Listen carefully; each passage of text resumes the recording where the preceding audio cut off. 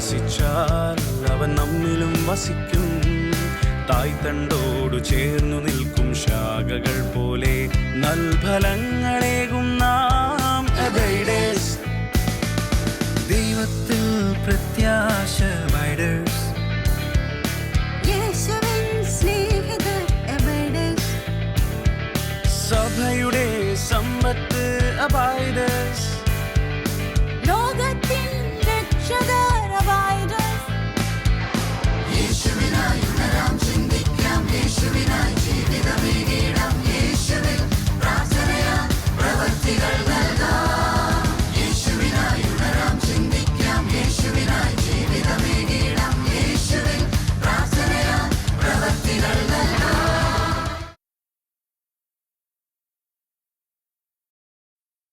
Price the Lord. Hallelujah. ഉറക്കെ പറഞ്ഞ ബാക്കിൽ നിന്ന് ഹല്ലേലൂയ.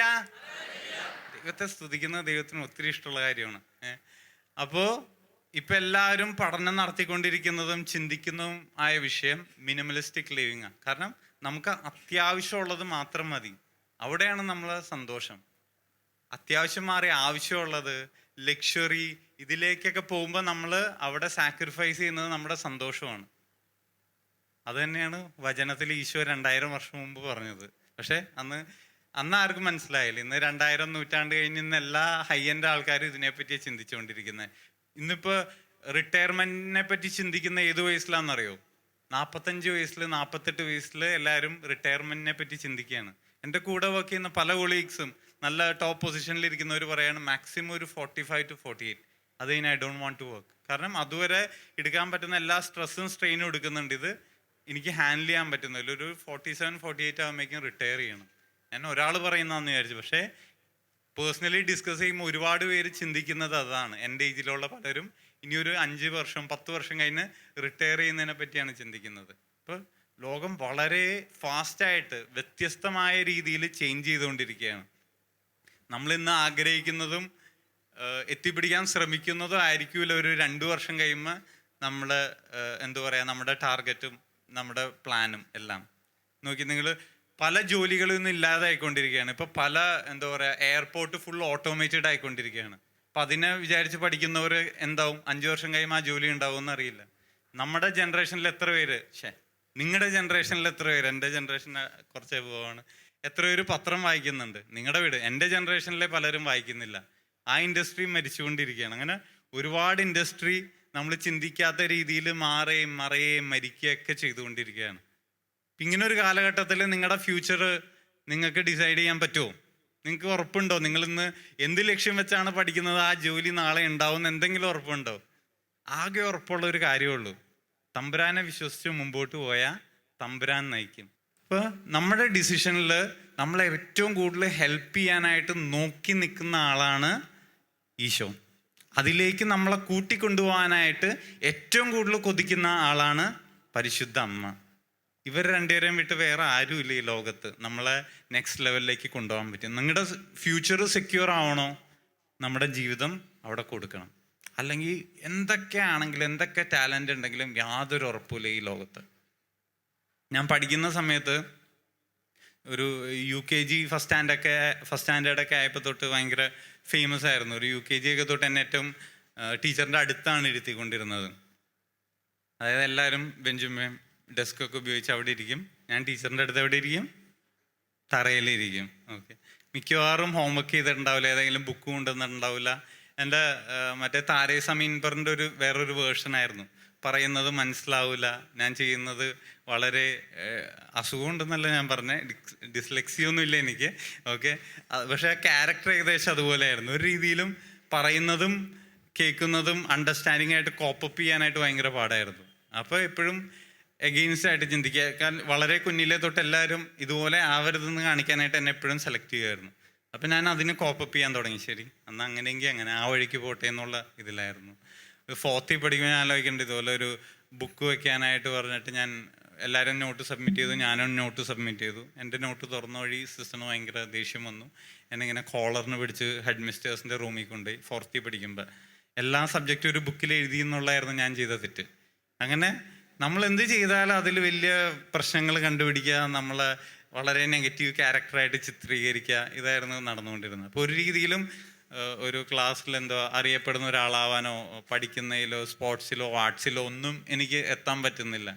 അപ്പോൾ എവിടെയെങ്കിലുമൊക്കെ എത്തണമെന്നുള്ളൊരു ആഗ്രഹവും എല്ലാവരുടെ ഉള്ളിലുള്ളവരെ തീക്ഷ്ണതയൊക്കെ ഉണ്ട്. അപ്പോൾ എന്തെങ്കിലും എത്താൻ വേണ്ടി പലരും എന്തോ ചെയ്യുന്ന, ഈ ലെവലിൽ കിടന്നില്ലെങ്കിൽ എന്തോ മുടി ഒരു സൈഡ് പഠിക്കും, കളർ ചെയ്യും, എന്തൊക്കെ ചെയ്യും, നമുക്ക് എന്തൊക്കെ ചെയ്യാൻ പറ്റും അതൊക്കെ ചെയ്യും. എന്താണ്, നമ്മളെ ആരും അല്ലാതെ ആക്കരുത്, നമ്മളെ നോക്കണം, നമ്മൾ എന്തൊക്കെയാണെന്ന് മറ്റുള്ളവരെ സമ്മതിപ്പിക്കണം. അപ്പം അതിൻ്റെ ഒരു ഫൈറ്റായിരിക്കും എൻ്റെ ഉള്ളിൽ കിടന്ന് തീരെ എന്തോ ഒതുങ്ങി കിടക്കുന്ന ഞാനല്ല, എന്നെ പോലുള്ള എല്ലാവരും.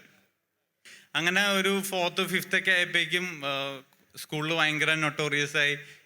എല്ലാ പ്രശ്നത്തിനും ഫസ്റ്റ് ഞാനല്ലെങ്കിലും കൂടി എന്നെ പിടിക്കുകയുള്ളൂ, കാരണം എൻ്റെ ഒരു പങ്ക് അല്ലെങ്കിൽ ഞാൻ അറിയാതെ ഒന്നും സംഭവിക്കില്ല എന്നുള്ളൊരു ചിന്തയായിരുന്നു. Praise the Lord, hallelujah, hallelujah. 4th പഠിക്കുമ്പോൾ ഇതുപോലെ ഒരു കോമ്പോസിഷൻ ബുക്ക് എഴുതി വയ്ക്കാൻ പറഞ്ഞിട്ട് ആ സിസ്റ്റർ എന്നെ ഒരുപാട് നന്നാക്കാൻ ശ്രമിച്ചിട്ടുണ്ട് കേട്ടോ.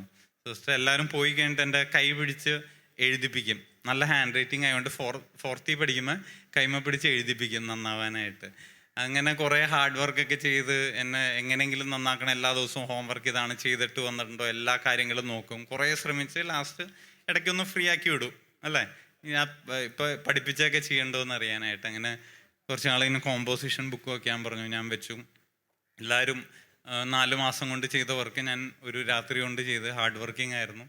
അങ്ങനെ എല്ലാം ചെയ്തു വെച്ചു, ബുക്ക് എടുത്തു, കറക്റ്റ് ചെയ്ത് ഏറ്റവും ആദ്യം എനിക്ക് തന്നെ തന്നു. ഞാൻ നോക്കിയപ്പോൾ ആദ്യത്തെ പേജിലൊരു വെട്ട്, രണ്ടാമത്തെ പേജിലൊരു വെട്ട്, ലാസ്റ്റ് പേജ് വരെ എല്ലാം വെട്ടാണ്. എന്നിട്ട് ഒരു ക്വസ്റ്റ്യൻ മാർക്കും അടിയിൽ വാട്ട് ഈസ് ദിസ് എന്ന് എഴുതിയിട്ടുണ്ട്. സിസ്റ്ററിന് വായിക്കാൻ പറ്റിയില്ല, അതാണ് പ്രശ്നം. അതെൻ്റെ കുഴപ്പമാണോ? ഞാൻ ചെയ്യാനുള്ള വർക്ക് ഞാൻ കഷ്ടപ്പെട്ടിരുന്ന രാത്രി ചെയ്തു വെച്ചു. ആ കണ്ട വഴി ദേഷ്യം വന്ന രാത്രി ഒഴിച്ച് ഹാർഡ് വർക്ക് ചെയ്ത് വെച്ചതാണ്. അതിൻ്റെ അടിയിൽ ഒരു സ്കെച്ച് പെൻ വെച്ച് ഭംഗിയായിട്ട് എഴുതി ദിസ് ഈസ് യുവർ ഹെഡ് എന്ന് എഴുതി അണ്ടർലൈൻ ചെയ്ത് അടച്ചു വെച്ചു. ഞാൻ ഈ സംഭവം മറന്നുപോയി. 2 ദിവസം കഴിഞ്ഞപ്പോൾ അടുത്ത കോമ്പോസിഷൻ എഴുതി ഈ ബുക്ക് തന്നെ വെച്ചു. സ്കെച്ച് പെൻ കൊണ്ടായിട്ടില്ല എഴുതി, മായ്ക്കാനും പറ്റിയില്ല ആ സമയത്ത്. ഇത് കഴിഞ്ഞ് ബുക്ക് ഇത് കണ്ട വഴി സിസ്റ്ററിന് ഭയങ്കര സന്തോഷമായി. പിറ്റേ ദിവസം തന്നെ വീട്ടിൽ നിന്ന് എല്ലാവരും വിളിപ്പിച്ചു. പറഞ്ഞു, ഇതുപോലെ 4th പഠിക്കും, ഞാൻ 40 വർഷമായി പഠിപ്പിക്കുന്നത്. ഇതുപോലെ ഒരു അനുഭവം എൻ്റെ ലൈഫിൽ ഉണ്ടായിട്ടില്ല. ഇനി എൻ്റെ ഏറ്റവും കൂടുതൽ സ്ട്രെയിൻ എടുത്ത് ഞാൻ നന്നാക്കാൻ ശ്രമിച്ച കുട്ടികളിൽ ഒരാളാണിത്. ഇനി ഞാൻ നിർത്തി, അവൻ്റെ പാടേയും. അങ്ങനെ എനിക്ക് മൊത്തം പ്രശ്നങ്ങളാണ്. എന്ത് തൊട്ടാലും അതൊരു വലിയ പ്രശ്നമായിട്ട് ഒരു ദിവസം ക്ലാസ്സിൻ്റെ പുറത്തിറക്കി നിർത്തിയൊക്കെ ഇതുപോലെ ഹോംവർക്ക് ചോദിച്ചിട്ട് കിട്ടാനുള്ള ചെറിയ എന്തോ കാര്യം. അങ്ങനെ പുറത്തിറങ്ങി ബോറടിച്ച് നിന്നപ്പോൾ ഇവിടെ ഞങ്ങളുടെ മരത്തിൻ്റെ ഒരു വാതിലുണ്ട്, അവിടെ പല പിള്ളേരുടെ പേര് എഴുതി വെച്ചേക്കുന്നു. അപ്പോൾ ഒരു ആൺകൊച്ചിൻ്റെ പേര് കഴിഞ്ഞ ഒരു പെൺകൊച്ചിൻ്റെ പേര്, ഞാൻ നടുക്കൊരു പ്ലസ് ഇട്ട് വെച്ചു. അത് ഭയങ്കര പ്രശ്നമായി 4ൽ പഠിക്കാൻ. അങ്ങനെ നമ്മൾ തൊട്ടാൽ അത് പ്രശ്നമായിട്ട് ഭൂകമ്പമായിട്ട് മാറിക്കൊണ്ടിരിക്കുക. പിന്നെ കൊച്ചിരിക്കുന്ന സീറ്റ് തുടച്ചു കൊടുക്കേണ്ടി വന്നു, കാലുമ്പ തൊട്ട് മാപ്പ് പറയേണ്ടി വന്നു. എന്തിനാന്ന് എനിക്കിപ്പോഴും അറിഞ്ഞൂടാ അതൊക്കെ ചെയ്യിപ്പിച്ചത്. അങ്ങനെ മുഴുവൻ പ്രശ്നങ്ങളായപ്പോൾ ഞാൻ കണ്ടുപിടിച്ചൊരു ഇതുണ്ട്, കുറച്ച് അസുഖമുള്ള കുട്ടിക്ക് ഒരു പരിഗണന കിട്ടും, വലിയ തല്ലൊന്നും കിട്ടില്ല. അങ്ങനെ ഞാൻ വയറുവേദന അഭിനയിക്കാൻ തുടങ്ങി. വയറുവേദന എന്ന് പറഞ്ഞൊരു 5-6 പ്രാവശ്യം എന്നെ ആംബുലൻസ് വന്ന് സ്കൂളിൽ നിന്ന് കൊണ്ടുപോയിട്ടുണ്ട്. അതുപോലെ ചെറിയ വയറുവേദനയായിരുന്നു. അപ്പോൾ വീട്ടിലൊക്കെ സംശയം, ഹോംവർക്ക് അല്ലെങ്കിൽ എക്സാമൊക്കെ വരുമ്പോഴാണ് ഇത് കലിശലായിട്ട് കാണുന്നത്. അപ്പോൾ വീട്ടിൽ നിന്ന് നോട്ട് ചെയ്യാൻ തുടങ്ങിയപ്പോൾ ഞാൻ വെക്കേഷനും ഇടയ്ക്ക് വയറുവേദന എന്ന് പറഞ്ഞ് കിടക്കും. അങ്ങനെ എല്ലാവരും പറ്റിച്ച് ഇങ്ങനെ പോയിക്കൊണ്ടിരിക്കുകയാണ്. അപ്പോൾ അടിയും പുറത്ത് നിർത്തലെല്ലാം ഇങ്ങനെ കുറച്ചുണ്ട്, എഴുന്നേൽപ്പിച്ച് നിർത്തൂല. അപ്പോൾ തന്നെ ഞാനിങ്ങനെ വയറുമ്പോൾ ഇങ്ങനെ പിടിച്ചു, ഒരു കൈയൊക്കെ താങ്ങി ഒരു നിൽപ്പുണ്ട്, അപ്പോൾ തന്നെ കൊണ്ടിരുത്തും. അപ്പോൾ ഇതൊക്കെ പഠിച്ച് ആ വീട്ടുകാരാണെങ്കിൽ ഒരു സൈഡിൽ നിന്ന് എന്നെ കേരളത്തിൽ ഇനി കാണിക്കാത്ത ഹോസ്പിറ്റലൊന്നുമില്ല, ആ സൈഡിൽ എല്ലാവരെയും കാണിച്ചുകൊണ്ടിരിക്കുകയാണ്. ലാസ്റ്റ് ഒരു ഹോസ്പിറ്റലിൽ ചെന്നപ്പോൾ അവിടെ 3 ദിവസം താമസിച്ച് എക്സ്റേ സ്കാനിങ് ഒക്കെ പല റൗണ്ട് കഴിഞ്ഞു. ഡോക്ടർ എന്നെ വാച്ച് ചെയ്യാണ്. ഞാൻ ആ താമസിച്ച ആ ഹോസ്പിറ്റലിൻ്റെ ആംബിയൻസിൽ ഞാൻ മറന്നുപോയി ഞാൻ രോഗിയാണെന്ന്. ഞാനപ്പോൾ ഇങ്ങനെ ലിഫ്റ്റ് ഓപ്പറേറ്ററായിട്ട് നിൽക്കും, ആൾക്കാരെ കൊണ്ടുകാണിക്കും, പുതിയ വരുന്ന ആൾക്കാരെ എവിടെയാണ് കാഷ്വാലിറ്റി, ഏത് ഡോക്ടറാണ് നല്ലതെന്നുള്ള സജഷൻസ് കൊടുക്കാൻ തുടങ്ങി. അങ്ങനെ ഭയങ്കര ലൈവായി. അതിന് 3ാമത്തെ ദിവസം ഡോക്ടർ പാരൻസിനെ വിളിപ്പിച്ചിട്ട് എൻ്റെ അടുത്ത് പുറത്തിരിക്കാൻ പറഞ്ഞു. എന്നിട്ട് അവരുടെ അടുത്ത് പറഞ്ഞു, എന്തോ പറഞ്ഞതെന്ന് അറിയില്ല. ഉടനെ എന്നെ സ്കൂൾ മാറ്റി. എന്താ സംഭവിച്ചതെന്ന് അറിയില്ല അകത്ത്. അങ്ങനെ 4th പഠിക്കുമ്പോൾ എന്നെ സ്കൂൾ മാറ്റി. അങ്ങനെ അപ്പോൾ എനിക്ക് മനസ്സിലായി എന്തോ പന്തികേടുണ്ട്, എൻ്റെ ഏൽക്കുന്നില്ല. അപ്പോൾ ഞാൻ ആ പരിപാടിയൊക്കെ അവസാനിപ്പിച്ചു. പിന്നെയും എങ്ങനെയാണ് ഇതെല്ലാം ചെയ്യുന്ന ഒറ്റ കാര്യമുള്ളൂ, എന്നെ ആരും അംഗീകരിക്കുന്നില്ല, എന്നെ ഒന്നിനും കൊള്ളൂല. ആർട്സ് ഇല്ല, സ്പോർട്സ് ഇല്ല, പഠിക്കാൻ കൊള്ളൂല, ഒരു കാര്യത്തിന് എന്നെ കൊള്ളൂല. അപ്പം എന്തെങ്കിലുമൊക്കെ ചെയ്യണം.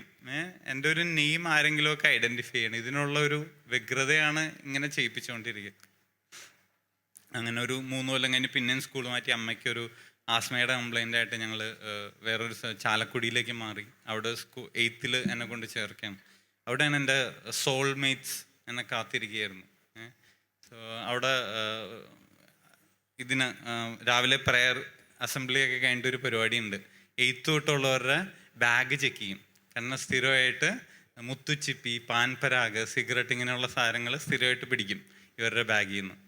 അങ്ങനെയുള്ളൊരു വലിയ ടീം അവിടെ ഉണ്ടായിരുന്നു. അപ്പോൾ അസംബ്ലിക്ക് പോകുമ്പോൾ PT സാർ ഇന്ന പൊസിഷനിൽ നിൽക്കുകയാണെങ്കിൽ അവർക്കറിയാം. അപ്പോൾ അവർ അതെടുത്ത് വേറെ ബാഗിലിടും. അപ്പോൾ ഇവനല്ലാന്ന് മനസ്സിലാവും. അപ്പോൾ ഇവരെ ചോദ്യം ചെയ്യലും ഇങ്ങനെയുള്ള കലാപരിപാടികൾ സ്ഥിരമാണ്. അപ്പോൾ ആ സ്ഥലത്താണ് ഞാൻ എത്തിപ്പെട്ടെ. ചെന്ന വഴി തന്നെ ഒരാഴ്ച കൊണ്ട് എല്ലാവരുമായിട്ട് സിങ്കായി. അപ്പോൾ അവിടുത്തെ മെയിൻ ടീമിൻ്റെ ഉള്ളിൽ എൻട്രി കിട്ടണം. അവരൊക്കെ ചെറുതിലെ മുതൽ ഒരുമിച്ച് പഠിച്ചുകൊണ്ട് പുതിയൊരാളവർക്ക് എൻട്രി തരൂല. അപ്പോൾ അവിടെ ഷോ കാണിക്കാനായിട്ട് എന്ത് ചെയ്യും എന്നുള്ള കഷ്ടപ്പെട്ട ആലോചനയും ചിന്തകളും ഒക്കെ അതായിരുന്നു സ്കൂളിൽ 8 തൊട്ടുള്ള എൻ്റെ ചിന്ത. അതിന് വീട്ടിൽ ഞങ്ങൾ ഫുള്ളായിട്ട് ചാലക്കുടിക്ക് മാറി. അതിന് ഡാഡി എന്നെ സ്കൂളിലാക്കിയിട്ട് റെയിൽവേ സ്റ്റേഷനിൽ വണ്ടി വെച്ചിട്ടായിരിക്കും ട്രെയിനിന് പോവുക ഷോപ്പിലേക്ക്. ആലുവയിലാണ് ഞങ്ങൾക്ക് ഷോപ്പ് ഉണ്ടായിരുന്നത്. അപ്പോൾ എന്ത് ചെയ്യുമെന്ന് വെച്ചാൽ കൂടെ വന്നിട്ട് അവിടെ ഇറങ്ങിയിട്ട് കീ ഉണ്ടാവും, ഡ്യൂപ്ലിക്കേറ്റ് കീ ഉണ്ട്, എന്നിട്ട് കൈനറ്റിക് ഉണ്ട്. അപ്പോൾ സ്കൂട്ടറും കൊണ്ട് സ്കൂളിലേക്ക് വരും 8th പഠിക്കുമ്പോൾ. കാറാണെങ്കിൽ കാറും കൊണ്ട് വരും. അപ്പോൾ അന്ന് ആർക്കും ഈ ഇന്നത്തെ പോലെ അല്ല, അന്ന് 8th അതൊക്കെ കൊണ്ടുവരില്ലെന്ന് പറഞ്ഞാൽ വലിയ സംഭവമാണ്. അപ്പോൾ അത് കൊണ്ടുവരുമ്പോൾ നമ്മളവിടുത്തെ മെയിൻ ഷോമാനായി എല്ലാ ടീമും നമ്മുടെ അടുത്ത് വന്നു. എന്ത് പരിപാടിക്ക് പോകണമെങ്കിലും ഞാനില്ലാത്തൊരു പരിപാടിയില്ല. അങ്ങനെ അവിടുത്തെ മെയിൻ ആളായി. വേറൊരു അഡ്വാൻറ്റേജും കൂടി ഉണ്ട്. എന്ത് പരിപാടിക്ക് പോകുമ്പോഴും ഇവർക്ക് ആർക്കും ക്യൂ നിൽക്കാൻ പറ്റില്ല. എന്തിനാ ക്യൂ നിൽക്കണമെന്ന് അറിയാമല്ലോ അല്ലേ? കള്ളു വാങ്ങിക്കാനായിട്ട് ക്യൂ നിൽക്കാൻ പറ്റില്ല, ലിക്കർ ഷോപ്പിൽ നിൽക്കാൻ പറ്റില്ല. കാരണം എല്ലാവരുടെ പരിചയക്കാരോ ബന്ധുക്കാരോ ആരെങ്കിലും ഉണ്ടോ. ഞാൻ മാത്രമാണ് ആ ഏരിയയിൽ പുതിയത്. എനിക്ക് നെയ്ബേഴ്സ് ഇല്ല, കസിൻസ് ഇല്ല, ഫ്രണ്ട്സ് ഇല്ല, ഡാഡീനെ അറിയാവുന്ന ആരുമില്ല. അപ്പോൾ എന്ത് പരിപാടിക്ക് 2 കാര്യം എന്നെ കൊണ്ട് നടക്കും. ഒന്ന് വണ്ടി ഉണ്ടാവും, ഒന്ന് ക്യൂ നിന്ന് സാധനം വാങ്ങിക്കും. അങ്ങനെ അവിടുത്തെ മെയിൻ ടീമിൻ്റെ ഒക്കെ ഏത് ബ്രാൻഡ് കഴിക്കണം, ഏതാണ്, എത്ര വാങ്ങിക്കണം, ഇങ്ങനെയുള്ള വലിയ തീരുമാനങ്ങൾ എടുക്കുന്ന ആളായി മാറി ഞാൻ. അപ്പോൾ എന്ത് പരിപാടി ഉണ്ടെങ്കിലും എന്നെ ഒഴിവാക്കില്ല. എനിക്ക് പകുതി ഫ്രീ ആണ്. ബാക്കിയുള്ളൊരു 100 രൂപ ഇട്ട് എനിക്ക് 50 രൂപ ഇട്ടാൽ മതി. ഈ ഫെസിലിറ്റിയൊക്കെ അഡീഷണൽ ഉള്ള കാരണം. അങ്ങനെ എന്തൊക്കെ ചെയ്യാമോ അതെല്ലാം ചെയ്ത് എന്താ ചെയ്യേണ്ടതെന്ന് അറിയാതെ ഇങ്ങനെ പോയിക്കൊണ്ടിരിക്കുന്ന കാലഘട്ടം. അതിന് പ്രീ ഡിഗ്രി കയറി, SFI, KSU, തല്ല് ബഹളം, അതിൻ്റെ ഒരു ഹരം മനസ്സിലായി. വീട്ടിൽ നിന്ന് ഒരുപാട് പ്രശ്നങ്ങൾക്ക് കോളേജിൽ വരെയും പ്രശ്നങ്ങൾ സോൾവ് ചെയ്യുകയൊക്കെ ചെയ്ത് അതൊരു വഴിക്ക് നടന്നുകൊണ്ടിരിക്കുന്നു. ലാസ്റ്റ് പ്രീ ഡിഗ്രി കഴിഞ്ഞപ്പോൾ ഫ്യൂച്ചറിനെ പറ്റി ചിന്തിക്കാൻ തുടങ്ങി. അങ്ങനെ ഒരു നല്ല ബിസിനസ് പ്ലാൻ കിട്ടി. ഗോവയിൽ നിന്ന് സ്പിരിറ്റ് കൊണ്ടുവരിക, ഇവിടെ വാങ്ങിക്കാനുള്ള 2-3 പാർട്ട്നേഴ്സിനെ കണ്ടെത്തി. അപ്പോൾ വണ്ടി ഓൾട്ടർ ചെയ്യാനുള്ള ഒരു വർക്ക്ഷോപ്പും കണ്ടെത്തി. അങ്ങനെ ഒരു ബിസിനസ് പ്ലാനൊക്കെ സെറ്റ് ചെയ്ത് മറ്റേ സാഗർ ഇലിയാസ് ജാക്കിയൊക്കെ ഉണ്ടിങ്ങനെ മൂഡായിട്ട് നിൽക്കുകയാണ്. പുതിയ പുതിയ ഐഡിയാസ് എവിടെ കയറ്റും, എവിടെ ഒളിപ്പിക്കും, എങ്ങനെ ഏത് റേഞ്ചിലൊക്കെയാണ് പോലീസ് ഉള്ളത്, ഏത് വഴി ഇങ്ങനെ ഉള്ള ഫുൾ പഠനമൊക്കെ നടത്തി ബ്ലൂ പ്രിൻ്റൊക്കെ റെഡിയാക്കി ഇങ്ങനെ ഇരിക്കുകയാണ്. ആ സമയത്താണ് ഫ്രണ്ടിൻ്റെ ഒരു അനിയത്തിയുടെ ഒരു മാറ്ററായിട്ട് കോയമ്പത്തൂർ പോയത്. അങ്ങനെ കോയമ്പത്തൂർ വന്നു. ഞാനൊരു ഫ്രണ്ടും ഉണ്ട്. അപ്പോൾ ഞങ്ങൾ ഉറങ്ങിയായിരുന്നു. ഒരു സ്റ്റോപ്പിലെത്തിയപ്പോൾ ഞാൻ ചാടി എണീറ്റു. നമുക്ക് ആ കോളേജിൽ പോയി നോക്കാമെന്ന് പറഞ്ഞു. കോളേജിൽ എന്തിനാ? എടാ നമ്മൾ പ്രീ ഡിഗ്രി ജയിച്ചില്ലേ, ഇനി ഡിഗ്രി ചെയ്യണ്ടേ, നമുക്ക് ആ കോളേജിൽ പോയി നോക്കാം. നമുക്കതിന് ബിസിനസ് പ്ലാൻ ഇല്ല, എന്തിനാ നീ ഡിഗ്രിയെ പറ്റിയൊക്കെ ചിന്തിക്കുന്നത്? എന്തിനാണ് നമ്മുടെ ഇനി 3 വർഷം കൂടി കളയണേന്നൊക്കെ പറഞ്ഞ് അവൻ ഭയങ്കര ഡയലോഗ്. നമ്മൾ നീ ആ സ്റ്റോപ്പിലേക്ക് നോക്ക്, കാണാൻ കൊള്ളാവുന്ന കുറേ പെൺപിള്ളേർ. അവൻ പറഞ്ഞാൽ ശരി നമുക്ക് ഡിഗ്രി ചെയ്യാം. ഇങ്ങനെയാണ് ഞങ്ങളുടെ കരിയർ ഞങ്ങൾ ചൂസ് ചെയ്യുന്നത്. അങ്ങനെ ആ കോളേജിൽ കയറി ഏത് കോഴ്സ് ഉള്ളതെന്ന് നോക്കി. അപ്പോൾ BSc കമ്പ്യൂട്ടർ സയൻസിന് ലാസ്റ്റ് 10 സീറ്റ് ഉണ്ട്. 10ഉം കയ്യിലുള്ള പൈസ കൊടുത്ത് ബുക്ക് ചെയ്തു. നാട്ടിലുള്ള 10 ഫ്രണ്ട്സിനെ വിളിച്ചു പറഞ്ഞു, നിങ്ങളുടെ ഭാവി എൻ്റെ കയ്യിൽ സേഫാണ്. ഇനി ഫ്യൂച്ചർ എന്ന് പറഞ്ഞാൽ കമ്പ്യൂട്ടറാണ്, കമ്പ്യൂട്ടർ ഇല്ലാതെ ജീവിക്കാൻ പറ്റില്ല. അപ്പോൾ എല്ലാവരും അലൈൻ ചെയ്തു. കാരണം ഒരാളും വിട്ടുപോകരുത്, ആരെങ്കിലും നന്നായി പോയാൽ നമുക്ക് പ്രശ്നമല്ലേ. അപ്പോൾ എല്ലാത്തിനും ഒരുപോലെ വിളിച്ചു കൊണ്ടുവന്നു. വന്ന ഉടനെ തന്നെ ചെറിയൊരു വീടെടുത്തു, ഒരു കുക്കിനെ അപ്പോയിൻറ്റ് ചെയ്തു ഭക്ഷണം വയ്ക്കാനായിട്ട്. പിന്നെ ഒരു ചെറിയ ഹോം തിയേറ്റർ, ഒരു റൂമിൽ ജിമ്മ്. അപ്പോൾ ഇതൊക്കെയാണ് ഞങ്ങൾ പഠിക്കാൻ ഡിഗ്രി സെറ്റപ്പ് ചെയ്തത്. അങ്ങനെ ഒരു 6 മാസം കൊണ്ട് കോയമ്പത്തൂരുള്ള എല്ലാ കോളേജിലും പോയി തല്ലുണ്ടാക്കുകയും തല്ല് വാങ്ങുകയും ചെയ്തു. അങ്ങനെ ആ ഏരിയയിലുള്ള എല്ലാ ലോക്കൽസിനും ഞങ്ങളറിയാം. അപ്പോൾ ഈ 10 പേരുള്ളതുകൊണ്ട് ഒരുമിച്ച് നടക്കുമ്പോൾ അറിയാമല്ലോ. വെറുതെ എന്താടാ അങ്ങോട്ട് നോക്കിയിരിക്കണേന്ന് ചോദിക്കും. അപ്പോൾ ഞങ്ങൾ ഒരുമിച്ച് പോയി വന്ന ഉറപ്പാണ് ഒരു പ്രശ്നം. ഏത് കോളേജിൽ ചുമ്മാ പരിപാടി കാണാൻ പോയാലും പ്രശ്നം ഉറപ്പാണ്. പിന്നെ ആ 1 മാസം ആ പ്രശ്നം സോൾവ് ചെയ്യലാണ്. പ്രശ്നം സോൾവ് ചെയ്യുന്നതിങ്ങനെ മെയിൻ ഗുണ്ടകളെ കൊണ്ടുവരിക, അവർക്ക് കള്ള് വാങ്ങിച്ചു കൊടുക്കുക, കോംപ്രമൈസ് ചെയ്യുക. ഇത് തന്നെയായിരുന്നു അവിടുത്തെ മെയിൻ പരിപാടി. അങ്ങനെ കോംപ്രമൈസ് ചെയ്ത് ഞങ്ങളുടെ ബാക്കിൽ ഒരു വലിയ ഷെഡ് ഉണ്ടായിരുന്നു. ആ ഷെഡ് ഈ കോംപ്രമൈസ് ചെയ്യാൻ വാങ്ങിയ സാധനങ്ങൾ വെച്ച് ഇങ്ങനെ ഡെക്കറേറ്റ് ചെയ്തു. അതിൻ്റെ ഞങ്ങളുടെ വീടിൻ്റെ ഓണർ പുള്ളി ആദ്യമായിട്ട് പണിതൊരു വീടാണ്. അതിനിപ്പോൾ വലിയ വീട് പണിത് വേറെ സ്ഥലത്ത് താമസിക്കുന്നത്. അങ്ങനെ കുറേ നാൾ കൂടി ഞങ്ങളുടെ വീട്ടിൽ പുള്ളിയുടെ വീട് കാണാൻ വന്നു. ഇപ്പോൾ ഒരു ഫ്രണ്ടിൽ ഇരുന്ന് കുറേ തമിഴന്മാർ ചീട്ട് കളിക്കുന്നുണ്ട്, ഒരു സൈഡിൽ TV വെച്ചിട്ടുണ്ട്, ഒരു സൈഡിൽ ഭയങ്കര ഒച്ചപ്പാടും ബഹളം. പുള്ളീനെ കണ്ട വഴി എല്ലാവരും ഇറങ്ങി ഓടി. ഞങ്ങൾ ഇന്ന് നാട്ടിലായിരുന്നു, വെക്കേഷൻ്റെ സമയമായിരുന്നു. അങ്ങനെ ഈ റൂം കണ്ട വഴി പുള്ളി ചെറുതായിട്ട് ഒരു ചെറിയ നെഞ്ചുവേന പോലെ വന്നു പുള്ളിക്ക്. ഈ ബാക്കിലുള്ള റൂം പുള്ളി ഫോട്ടോ എടുത്തു. പുള്ളി പറഞ്ഞാൽ പുള്ളി ഒരുപാട് രാജ്യങ്ങളൊക്കെ ട്രാവൽ ചെയ്ത വലിയ മനുഷ്യനാണ്. പുള്ളി ഇത്രയും ബോട്ടിൽസ് ലൈഫിൽ ഇതുവരെ ഒരുമിച്ച് കണ്ടിട്ടില്ല. അത്രയും മദ്യ കുപ്പികളായിരുന്നു. അതിങ്ങനെ ഒരു സൈഡിൽ ജിന്നിൻ്റെ ബ്രാൻഡുകൾ മാത്രം, ക്വാർട്ടർ പൈൻറ്റ് ഫുള്ള്, ഒരു സൈഡിൽ rum, brandy, whisky, single malt, അങ്ങനെ ഡെക്കറേറ്റ് ചെയ്ത് കളർ കോഡൊക്കെ വെച്ച് ഭംഗിയായിട്ട് വെച്ചേക്കായിരുന്നു. പുള്ളി ആ ഒരു ഫോട്ടോ എടുത്തിട്ട് ഓരോ കോപ്പി ഞങ്ങളുടെ പാരൻസിനും ഞങ്ങളുടെ കോളേജിലേക്കും അയച്ചു കൊടുത്തു. അതോടുകൂടി പ്രശ്നങ്ങളൊക്കെ വളരെ വഷളായി. പാരൻസിന് മനസ്സിലായി ഇവിടെ ഒരുപാട് സംഭവങ്ങൾ നടക്കുന്നുണ്ട്. ഫുൾ എല്ലാവരും സ്ട്രിക്റ്റ് മോണിറ്ററിങ് ആയി. ഇയാളായിട്ട് ഭയങ്കര ദേഷ്യം വന്നു. പുള്ളി വീടൊക്കെ പൂട്ടിയിട്ട് പോയി, താഴോട്ട് ലോക്ക് ചെയ്ത് പോയി. അപ്പോൾ അടുത്ത പ്ലാനിങ് ഈ പുള്ളീനെ തകർക്കണം. അടുത്ത പ്ലാനിങ്ങിന് എല്ലാവരും കൂടി ഒരുമിച്ച് കൂടി ഡിസ്കഷൻ, ചിന്തകൾ, സ്കെച്ച് വരയ്ക്കൽ. അപ്പോൾ ഒരു രീതിയിലും പുള്ളി താമസിക്കുന്ന ഏരിയയിൽ എത്താൻ പറ്റൂല. അപ്പോൾ അത് ഭയങ്കര പോഷ് ഏരിയ. അപ്പോൾ ഈ വീട് മാത്രമേ ഉള്ളൂ നമ്മുടെ കയ്യിൽ. അങ്ങനെ വാതിൽ തല്ലിപ്പൊളിച്ച് ഞങ്ങളുടെ സാധനങ്ങളൊക്കെ എടുത്തു. അതിന് പോലീസ് സ്റ്റേഷനിൽ പോയി കേസ് കൊടുത്തു. പഠിക്കുന്ന പിള്ളേരാ, പുറത്തുനിന്ന് വന്നവരാണ്, ഇവിടെ ആരുമില്ല, ഒരു സപ്പോർട്ടും ഇല്ല. ഞങ്ങളുടെ റെക്കോർഡ്സും കാര്യങ്ങളൊക്കെ വെച്ച് അയാളെ പൂട്ടി. ഞങ്ങളുടെ പരീക്ഷ വരെയാണ്, പഠിക്കാൻ പറ്റുന്നില്ല, ഭയങ്കര കരച്ചിലും സീനൊക്കെ കാണിച്ച് പുള്ളിക്കെതിരെ ഹെവി പരാതിയൊക്കെ കൊടുത്ത് ഞങ്ങളിരുന്ന് ആഘോഷിക്കുകയാണ്. അയാളെ പൂട്ടിനി അയാൾ മാപ്പ് വെച്ച് ഞങ്ങളുടെ അടുത്ത് വരും എന്നൊക്കെ പറഞ്ഞ് ഇങ്ങനെ ഇരിക്കുകയാണ്.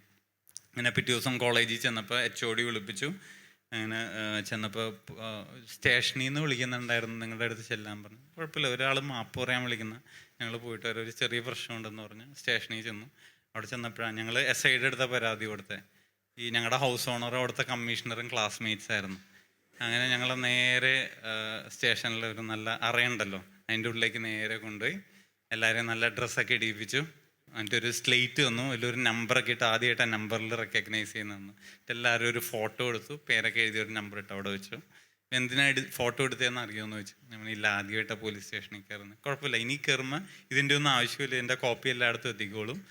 ഇതോടുകൂടി നിങ്ങളുടെ എല്ലാവരുടെയും ലൈഫ് തീർന്നു. ഇനി ഒരു കോളേജിലോ ഒരു യൂണിവേഴ്സിറ്റിയിലോ എങ്ങും നിങ്ങൾക്ക് അഡ്മിഷൻ കിട്ടൂല. എൻ്റെ ക്ലോസ് ഫ്രണ്ടാണ് പുള്ളി, ആദ്യമായിട്ടാണ് എൻ്റെ ഒരു റിക്വസ്റ്റ് ചെയ്ത് തന്നെ. അപ്പോൾ അതിന് വേണ്ട പ്രത്യുപകാരം ഞാൻ ചെയ്തോളാം, എല്ലാവരുടെയും വീട്ടിൽ വിളിച്ച് പറഞ്ഞോളാം എന്ന് പറഞ്ഞ് എല്ലാവരുടെയും നമ്പർ വാങ്ങി വീട്ടിലും വിളിച്ച് പറഞ്ഞു. നിങ്ങളുടെ എല്ലാവരുടെയും പൊന്നുമക്കൾ ഇവിടെയുണ്ട്, എല്ലാം തീർന്നു എന്ന് പറഞ്ഞു. വീട്ടിൽ ഭയങ്കര പ്രശ്നമായി, കരച്ചിലായി, വക്കീലിനെയും കൊണ്ടുവരവായി. അങ്ങനെ ഞങ്ങളവിടെ നിർത്തി.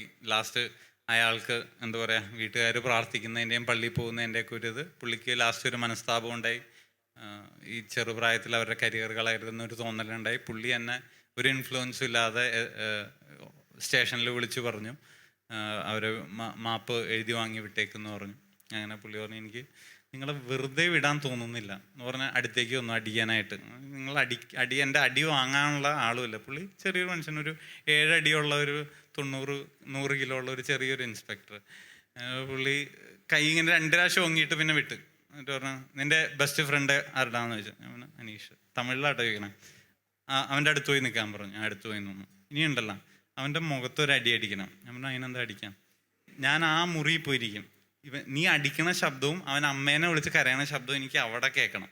അപ്പം നിങ്ങൾക്ക് 2 പേർക്കും പോവാം. അങ്ങനെ എല്ലാവരെയും കപ്പിളായിട്ട് നിർത്തി.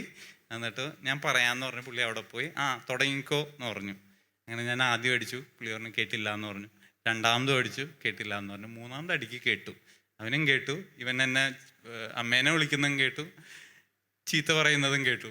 അങ്ങനെ ഞങ്ങളെ ചെറിയൊരു ശിക്ഷ എന്ന് അവിടെ നിന്ന് ഇറക്കി വിട്ടു. അതോടുകൂടി എന്താ പറയുക, ആ ബോണ്ടിങ് പോയി.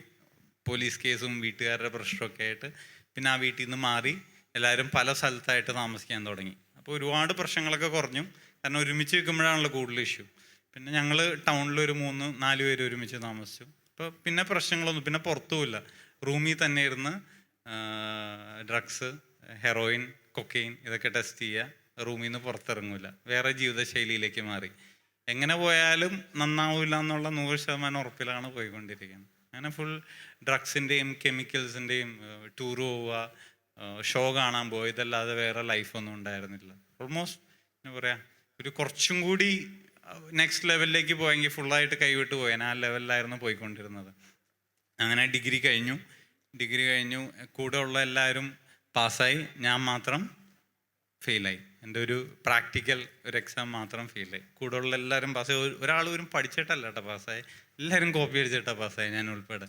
അപ്പം അവിടുത്തെ ലാബ് അറ്റൻഡറായിട്ട് നല്ല പരിചയവും പുള്ളിക്ക് എന്നെ ഭയങ്കര ഇഷ്ടമായതുകൊണ്ട് എൻ്റെ പുറകിൽ നിന്ന് മാറിയില്ല ലാബ് തീരുന്ന വരെ. അറിയാം, കാരണം റൂട്ടിൽ പ്രോഗ്രാം ഫുൾ സേവ് ചെയ്തിട്ടുണ്ട്. അപ്പോൾ പോയി എടുത്ത് കോപ്പി ചെയ്ത് പേസ്റ്റ് ചെയ്യാൻ അറിയാം. അപ്പം അതിനുവേണ്ടി ഈ പുള്ളി മാറണം. 1.5 മണിക്കൂർ എൻ്റെ പുറകിൽ തന്നെ നിന്നു. അങ്ങനെ ഞാൻ മാത്രം തോറ്റു, ബാക്കി എല്ലാവരും ഞാൻ കാരണം ജയിച്ചു.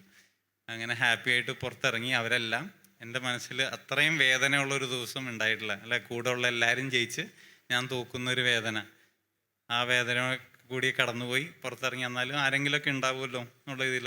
പക്ഷെ പിന്നെ ഉള്ള ഒരു കാലഘട്ടം എന്ന് പറഞ്ഞാൽ പിന്നെ എനിക്ക് 1 ഇയർ വെയിറ്റ് ചെയ്യണം. പ്രാക്ടിക്കൽ എക്സാം ഈവൻ സെമ്മിലേ ഉള്ളൂ. 1 വർഷം വെയിറ്റ് ചെയ്യണം. ആ വർഷമായിരുന്നു എൻ്റെ ജീവിതത്തിലെ ഏറ്റവും വിഷമിച്ച വർഷം. ആരുമില്ല. ആദ്യ ദിവസങ്ങളിലൊക്കെ എല്ലാവരും ഉണ്ടായിരുന്നു. ഇപ്പോൾ രാവിലെ എണീക്കും, ഒരു 11-12 മണിയാകുമ്പോൾ എണീക്കും. എന്നിട്ട് ഫോൺ എടുത്ത് വിളിക്കാൻ തുടങ്ങും. ഒരു 10 വരെ വിളിക്കുമ്പോൾ ഒരു പരിപാടി കിട്ടും. അതനുസരിച്ച് ചാറ്റ് ചെയ്ത് പോവും. ഇതായിരുന്നു. അങ്ങനെ 10 വരുന്നുള്ള 15 വരെ വിളിക്കണം, 20 വരെ വിളിക്കണം, 30 വരെ വിളിക്കണം. കാരണം എല്ലാവരും നെക്സ്റ്റ് ലെവലിലേക്ക് പോയി, പഠിക്കാനും ബിസിനസ്സിനും അങ്ങനെ പല ലെവലിലേക്ക് പോയി. എന്നെ എല്ലാവരും ചെറുതായിട്ട് അവോയ്ഡ് ചെയ്യാൻ തുടങ്ങി. കാരണം എനിക്ക് മാത്രം ഒരു പരിപാടി ഇല്ലാത്തുള്ളൂ.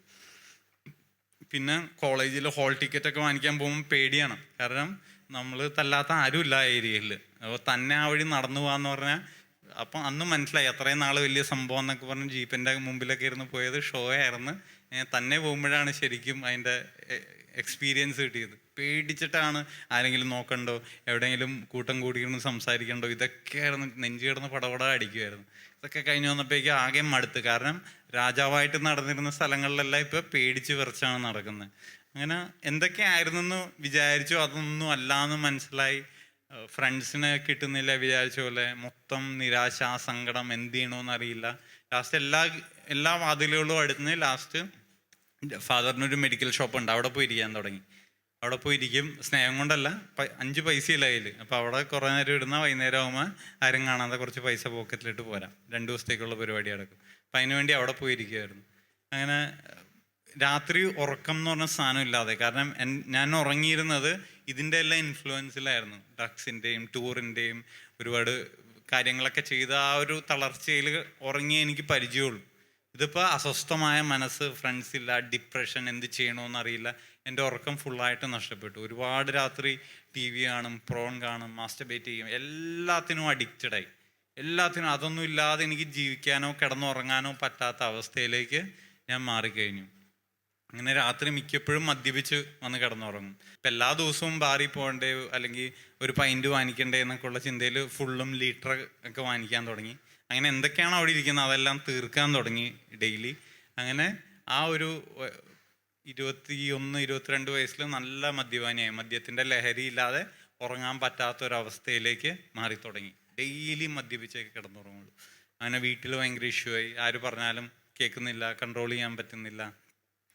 ഡാഡിയും ഞാനും തമ്മിൽ ഭയങ്കര ബന്ധമാണ്. എപ്പോൾ നേരിട്ട് കണ്ടാലും പിന്നെ ഫയർ വർക്ക്സ് ആണ് അവിടെ. ഒന്നില്ലെങ്കിൽ ഞാൻ ഇറങ്ങിപ്പോവും, അല്ലെങ്കിൽ പുള്ളി ഇറങ്ങിപ്പോവും. അതായത് ഞങ്ങൾ നേരിട്ട് കാണാനുള്ള, പുള്ളി ഉറങ്ങിയിട്ട് അല്ലെങ്കിൽ പുള്ളി ഓഫീസിൽ നിന്ന് പോയിട്ട് ഞാൻ അകത്തേക്ക് കയറലോ പുറത്തേക്ക് ഇറങ്ങലൊക്കെ ഉള്ളൂ. അത്രയും നല്ല ബന്ധമാണ്. അപ്പം ഇങ്ങനെ പോയിക്കൊണ്ടിരിക്കുന്നു. ഇത് കഴിഞ്ഞ് ചേച്ചി ഭയങ്കര നിർബന്ധം, ധ്യാനത്തിന് പോകണമെന്ന് പറഞ്ഞു. ഒന്ന് ശരി, നിരാഹാരം തുടങ്ങിയപ്പോൾ ശരി അവൾക്ക് വേണ്ടി പോകാമെന്ന് പറഞ്ഞു. ധ്യാനത്തിന് പോയി. അവിടെ ചെന്ന് ആദ്യത്തെ ദിവസം ഇതുപോലെ എന്നെപ്പോലെ കുറേ ബ്രദർമാരും അച്ഛന്മാരും ഒക്കെ നിങ്ങളിരിക്കുന്ന പോലെ വന്ന് നിൽക്കുന്നു. കുറേ ഇൻസ്ട്രക്ഷൻസ് നമുക്ക് പിടിക്കുമോ? പിന്നെ praise the Lord, praise the Lord, praise the Lord. ബാക്കിന്ന് പ്രൈസ് ദ ലോർഡ്, ഹല്ലേലൂയ. കൈ ഒന്ന് നോക്കി പറഞ്ഞേ, praise the Lord, praise the Lord, hallelujah.